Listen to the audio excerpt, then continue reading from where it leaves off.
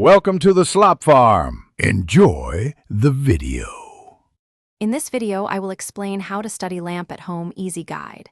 Begin by laying out the lamp and photographing each side, then sketch key features and label parts clearly. Observe materials, finishes, and joints while measuring dimensions and noting any markings. Record questions for deeper research and schedule short, focused sessions to prevent fatigue. This method keeps study manageable and helps build steady, confident understanding over time. Set up a consistent routine for studying each lamp to build familiarity and focus. First, spend a few minutes observing the whole object, then zoom into details like fittings, screws, and finishes. Measure key dimensions, sketch outlines, and take labeled photos for reference. Add short notes about wear, markings, or repairs you see. Review your notes after a break to reinforce learning and spot details you might have missed earlier.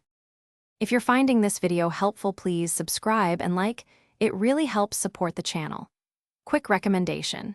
Bento box make meal prep easy with these leak-proof containers. They keep snacks tidy while you study and reduce cleanup between sessions.